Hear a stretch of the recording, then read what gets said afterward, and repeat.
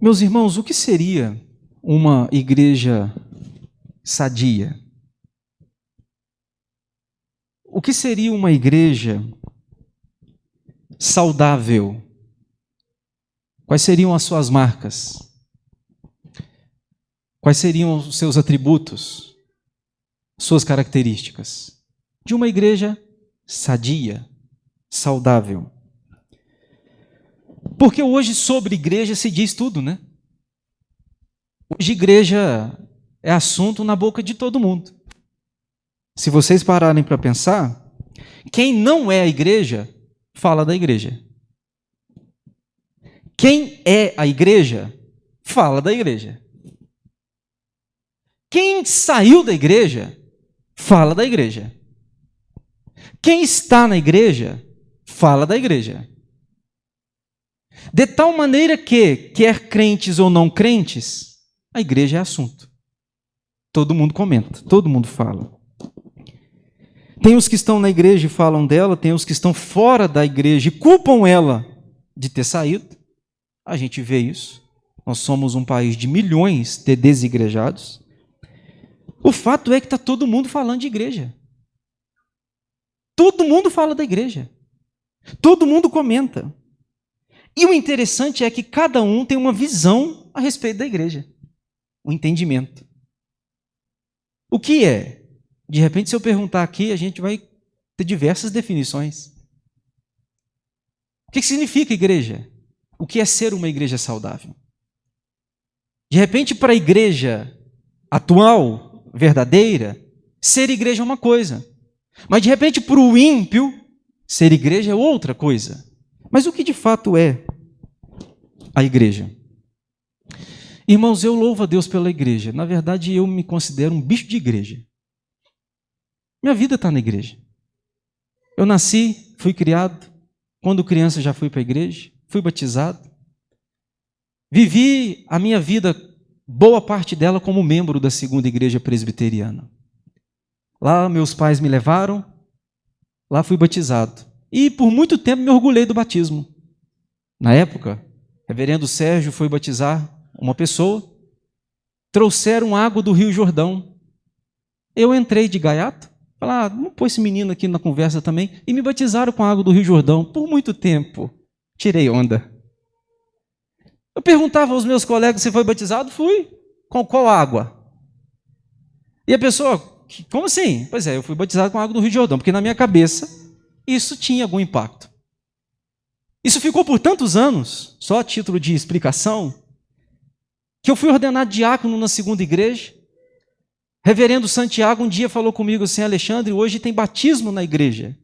Pega água. E eu falei, que água a gente pega? Porque na minha cabeça não era uma água da... E ele me fazia perguntas na sala de escola dominical. E ele falava assim, vou perguntar ao Alexandre, esse menino é inteligente. Eu falava, Jaime, eu não sou inteligente. Vou perguntar ao Alexandre, que o Alexandre sabe. Eu não sei, cara, para de me perguntar. Falava com ele, mas isso me provocou, sabe? A ficar atento na aula, prestar atenção. Meu Deus, como foi útil aquele homem na minha vida? Não sabia eu, nem ele, nem ninguém, a não ser o próprio Deus, que futuramente eu seria um pastor. De certo modo, eu estava sendo treinado. Saí da UPA, fui para o MP. Cheguei no MP, me elegeram como presidente. Meu Deus, não sabia nada. E nossa igreja tem ata, tem plenária. Gente, sabia nada desse trem. Fui para lá, presidi um MP sem saber neca tibiriba. Mas estou lá, participando dessas questões, dessas sociedades na igreja.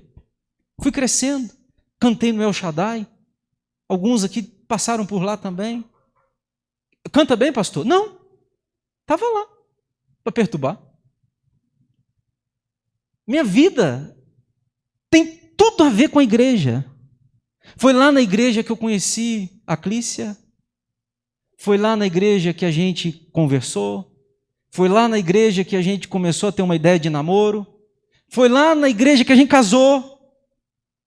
Foi lá na igreja que eu fui chamado para o seminário. Portanto, se você falar, Alexandre, tira a igreja da sua vida, acabou minha vida. E se a igreja não tivesse feito nada por mim, só o fato de lá eu ter conhecido a minha mulher, eu já deveria ser eternamente grato ao meu Senhor. Porque se eu não fosse da igreja, como é que eu ia conhecer a Crícia? Crícia da igreja a vida toda. Um dia eu te conto, se você tiver interesse, como é que foi. Mas eu tenho, a minha vida tem total relação com a igreja. Imagino que eu esteja falando aqui e de repente tem tudo a ver com a sua vida também. Mas eu também tenho muitas coisas ruins da igreja, irmãos. Eu tenho muitas sequelas. Eu tenho muitas feridas, sabe? Tenho muitas marcas. Só que a maior culpa dessas marcas, dessas sequelas, dessas feridas que há em mim, não foram culpa da igreja. As maiores feridas que eu tenho foi culpa de como eu fui igreja. Conseguem separar? Eu tinha uma visão equivocada do que era a igreja e do que era ser igreja. Por entender errado o que era igreja e o que é ser igreja, criei expectativas e fui frustrado. Porque as expectativas que criei não eram a realidade do que é ser uma igreja e do que a igreja é de fato na face da terra. Por muito tempo eu fui muito religioso. E olha que eu tenho 34 anos. Foi difícil e está sendo ainda deixar a religiosidade. Ser religioso e não vestir aquela máscara de farisaísmo, sabe?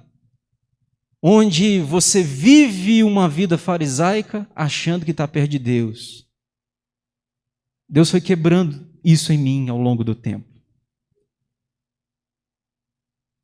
Eu acreditava que a igreja funcionava para mim, irmãos, por muito tempo. Tempo criei que a igreja, isso que você vê, vocês, nós, deveria existir por causa de mim, para me satisfazer. Por muito tempo eu fiz da igreja um mercado. Ia na igreja para colher o fruto, o produto que eu quisesse e levar para casa. E se eu chegasse na prateleira daquela igreja e não tivesse o produto que eu quisesse, eu voltava amargurado para casa. Culpa da igreja? Não. Culpa minha, por não compreender o que é o papel da igreja na face da terra. Até quando eu comecei, Deus trabalhando no meu coração, que a igreja não vive para mim, a igreja não é um mercado para mim. A igreja sem mim existe, e a igreja sem mim avança, porque a igreja é totalmente para Cristo. Deus disse em Efésios que a igreja está sendo preparada para ser apresentada ao noivo. Jesus Cristo está cuidando dela, para Ele receber dela a glória, para Ele receber dela o louvor.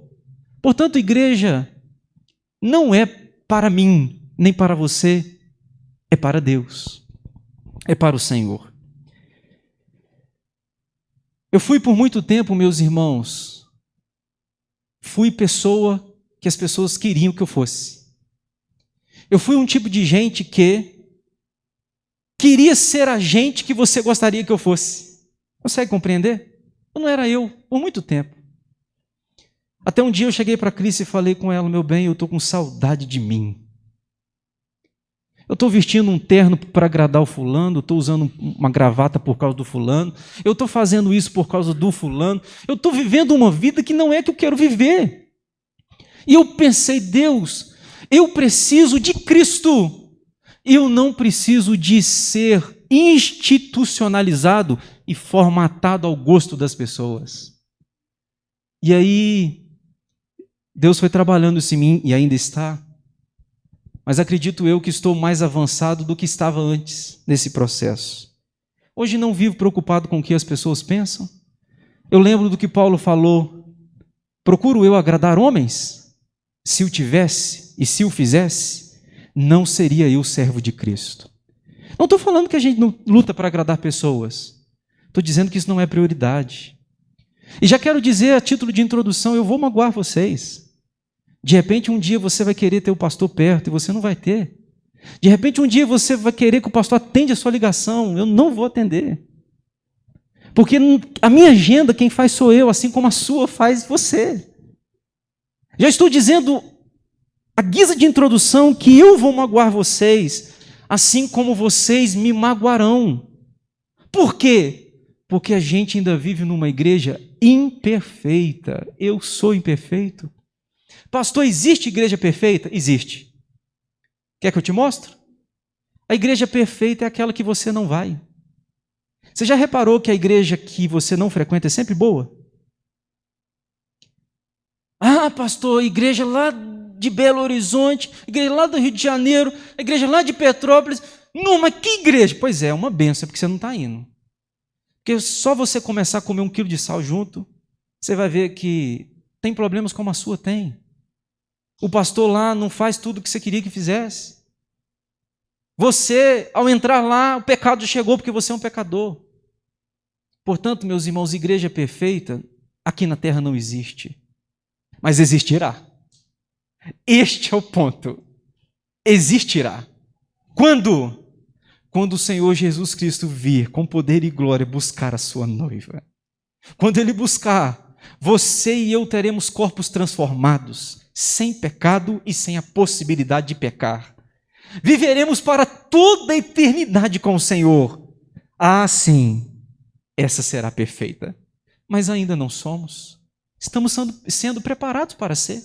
Qual que é o problema, pastor? Porque se eu entender sobre a igreja equivocadamente, eu vou esperar a perfeição dessa.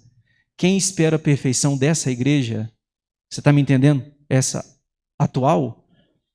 Gostei do Alexandre. Falei, você está me entendendo? Ele falou, tô com você, varão. Isso aí. Essa atual que você está vendo, ela é imperfeita. Você vai ser decepcionado, você vai ser machucado, mas você também vai machucar e você também vai decepcionar. Não é à toa que Jesus inventou uma coisa chamada perdão, que é para a gente desenvolver no reino dele. O problema, meus irmãos, nem sempre é a igreja. O problema é como eu acho que a igreja deveria ser. Então, a título de introdução, expliquei a vocês que igreja tem a ver com o reino espiritual. Foi Jesus quem disse que a missão da igreja é espiritual. Ele disse assim, o meu reino não é deste mundo. Jesus está falando, gente, não compare o meu reino com o reino dessa terra. Meu reino não é deste mundo. Foi ele quem disse. Foi o próprio Paulo quem escreveu a Colossenses 1,13. Ele disse assim, que Deus nos tira do império das trevas e nos transporta para o reino do seu amor. Notem vocês, quando uma pessoa é salva, ela está sendo transportada do reino das trevas, portanto, figura espiritual, para o reino da luz, figura espiritual, o reino de Deus. É Jesus quem disse isso, é Paulo quem disse isso, a Bíblia quem disse isso. No reino de Deus, agora você me escuta, o reino de Deus não é democrático. O reino de Deus é teocrático. Democracia prevalece a vontade da maioria. Isso é democracia. Teocracia prevalece a vontade de um em detrimento da maioria. A igreja é Cristo. A igreja de Cristo é teocrática. É a vontade dele que é exercida, não é a minha.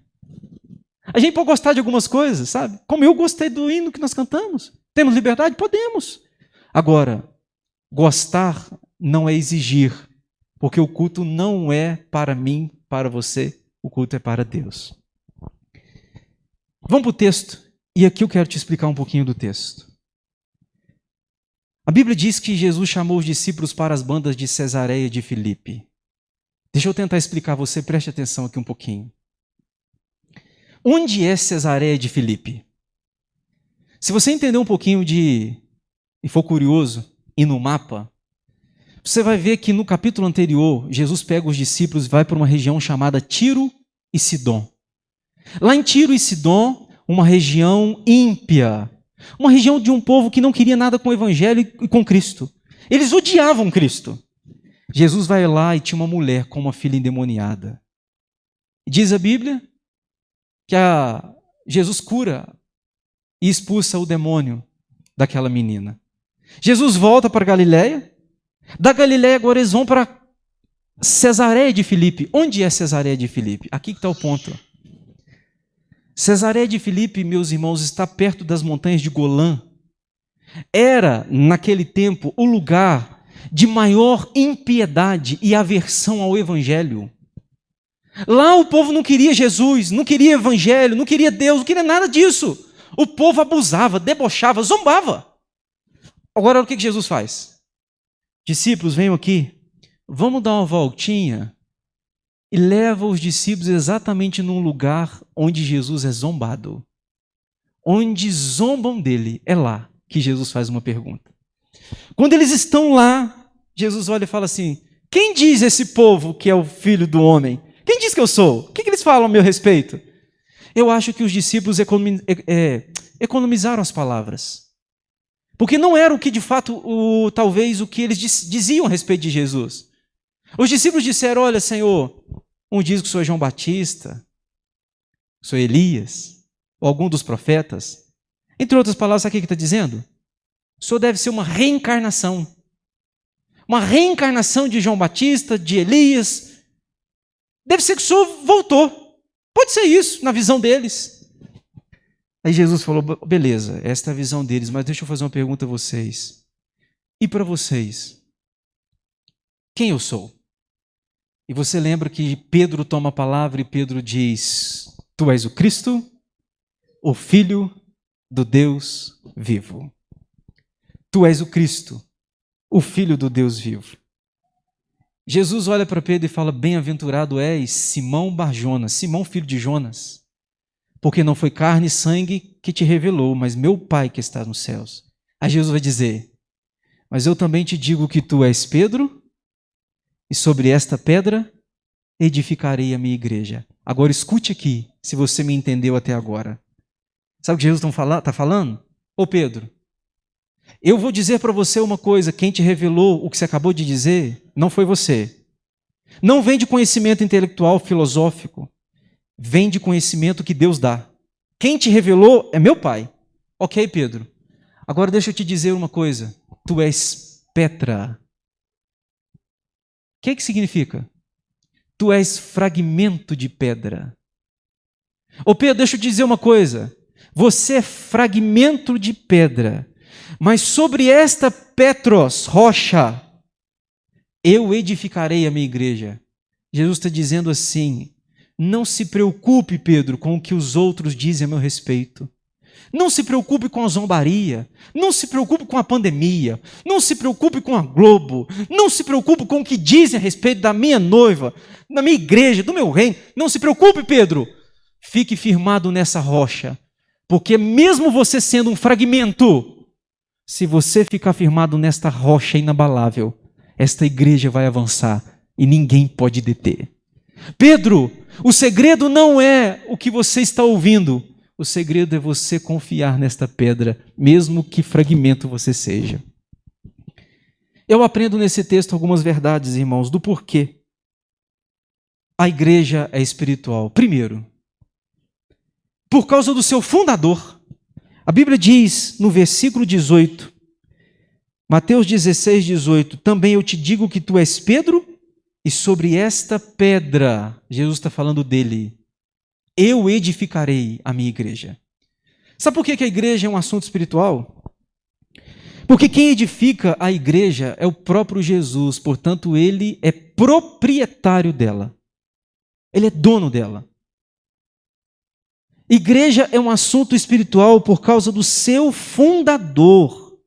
Por causa do seu fundador, a igreja é de Deus, foi comprada com o sangue de Jesus, e Jesus nunca passou uma procuração. Está aqui, pastor, pode fazer o que você quiser. Está aqui, padre, pode fazer o que você quiser. Está aqui, papa, pode fazer o que você quiser. Nunca passou. Não há homem, não há mulher que recebeu da parte de Deus uma procuração. Jesus é o dono, Jesus é o cabeça. Ele é o proprietário dessa igreja. Agora preste atenção, meus irmãos, por que a igreja é um assunto espiritual? Segundo, por causa da sua natureza. Veja o verso 17. O verso 17 diz assim: Então Jesus lhe afirmou: Bem-aventurado és, Simão Bar-Jonas, porque não foi carne e sangue que tu revelaram, mas meu Pai que estás nos céus. Ô, gente, deixa eu te dizer uma coisa. Não espere que o ímpio vai compreender o que é essa igreja. Não espere que o ímpio vai compreender você enfiar a mão no bolso, pegar os 10% e entregar no altar.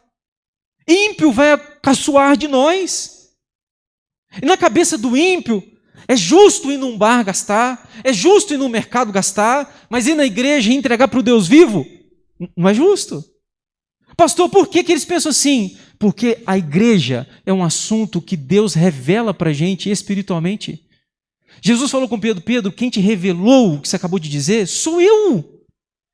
Não é filosofia, não é teologia, não é conhecimento científico, mas é revelação que Deus nos dá. Você compreende? Louvado seja Deus. Pastor, eu compreendo. Pois é, você compreende, mas não é porque você é inteligente, porque você é intelectual, que você é um teólogo. Você compreende porque o Senhor resolveu revelar você. Você sabe que aqui há um povo que serve a esse Deus. Quando você fecha o olho para orar, você sabe que esse Deus está te ouvindo. O ímpio não. Imagine você, todos nós de olhos fechados, passa um descrente aqui na frente, o que ele pensa? Todo esse povo de olho fechado? Parece uma turma maluca? Pois é, porque ele não entende, mas você entende o papel da igreja. Diz a Bíblia que por causa da sua natureza, a igreja de Cristo é espiritual. É espiritual. Terceiro, a igreja é espiritual por causa da sua atividade. Veja o verso 19. O verso 19 diz assim: Dar-te-ei as chaves do reino dos céus. O que ligares na terra terá sido ligado nos céus, o que desligares na terra terá sido desligado nos céus. Aqui eu quero te dizer uma coisa. É a igreja que delimita os espaços da ação das trevas no mundo. Deixa eu te dizer uma coisa, irmão. Sempre quando eu me preparo antes do culto para vir para o culto, reestudando o sermão, relembrando, enfim, eu sempre peço a Deus, e eu lembro de Gênesis 15. Gênesis 15, Abraão vai oferecer um culto a Deus. E sabe o que aparece naquele culto? Aves de rapina. Você lê na sua casa. Ele vai oferecer um culto, aves de rapina vêm para atrapalhar aquele culto. Aves de rapina, na Bíblia, é uma figura maligna.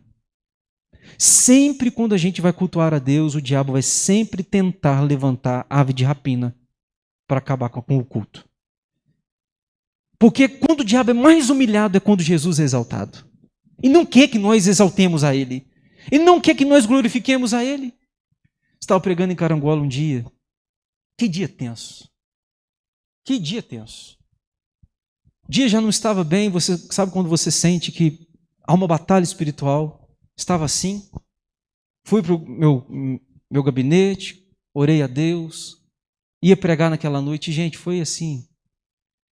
Culto acontece, o louvor aconteceu, oramos. Quando eu peguei a palavra, entra uma mulher. Eu queria que você deve lembrar disso. Entra uma mulher, uma das mulheres mais envolvidas na macumbaria, na prostituição de Carangola. Eu não a conhecia. Ela entra, faz uma arruaça na igreja. Eu pedi a Deus: Senhor, misericórdia. Misericórdia, porque nós queremos te cultuar, Senhor.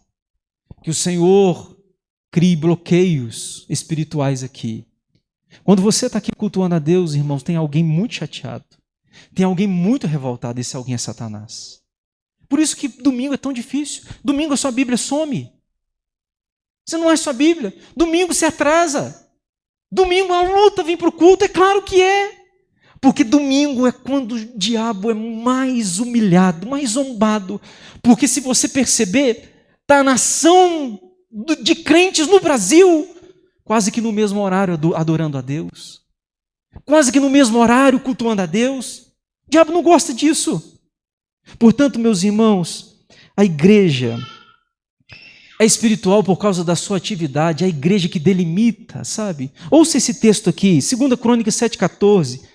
Se o meu povo, que se chama pelo meu nome, se humilhar e orar, e me buscar, e se converter dos seus maus caminhos, então eu ouvirei dos céus, perdoarei os seus pecados e sararei a sua terra. Sabe o que a Bíblia está dizendo? Se o meu povo se portar como povo, e for povo de verdade, então esse povo terá um Deus de verdade. E quando esse povo que tem um Deus de verdade, na terra, a terra desse povo é sarada. Se o meu povo que chama pelo meu nome, Deus vai ouvir, Deus vai curar, a terra vai ser sarada. Este é o ponto que eu quero chamar a sua atenção. Portanto, a igreja delimita o papel espiritual. A atividade da igreja é de natureza espiritual. Quarto lugar e último, a igreja é espiritual por causa da sua invencibilidade. Versículo 18. Versículo 18 diz assim: também eu te digo que tu és Pedro, e sobre esta pedra edificarei a minha igreja, e as portas do inferno não prevalecerão sobre ela. Deixa eu te dizer uma coisa. Sabe por que o diabo odeia tanto a igreja? Porque ele sabe que ele não pode derrotar a igreja. Ele odeia tanto esse povo, porque esse povo, ele sabe que este povo é de Cristo. É como naquela ilustração que eu já te contei de um dia. Veio um rapaz e falou comigo assim, lá na praia: eu vou arrebentar com a sua vida. Eu olhei para ele e falei assim: arrebenta com o meu Deus. Se você arrebentar com o meu Deus, você pode arrebentar comigo. Preste atenção, o diabo sabe que para acabar com a igreja tem que acabar com Cristo. E acabar com Cristo ele não consegue. Portanto, nós somos um povo protegido, amado por Cristo. Ele é o edificador dessa igreja, ele é o fundador dessa igreja, ele é o dono, ele é o cabeça. Portanto, a igreja é invencível. Nós somos um povo que ninguém pode derrotar na face da terra. Portanto, o que é a igreja, pastor? A igreja é uma comunidade de gente, de toda tribo, povo, língua e nação, espalhada pela face da terra, que receberam revelação de Deus, de quem é Cristo, de qual o papel da igreja, e por receber essa revelação, se curva, se prostra e diz: quero te adorar, quero te glorificar, hoje, aqui, porque eu farei, depois daqui, para todo sempre, na eternidade. Portanto, a igreja, meus irmãos, é invencível, até aquele dia em que, ao morrermos, Jesus Cristo falou que ele matou a morte. Jesus matou a morte, portanto a morte para mim e para você não é mais o final. O diabo vai ser esmagado debaixo do meu e do seu pé.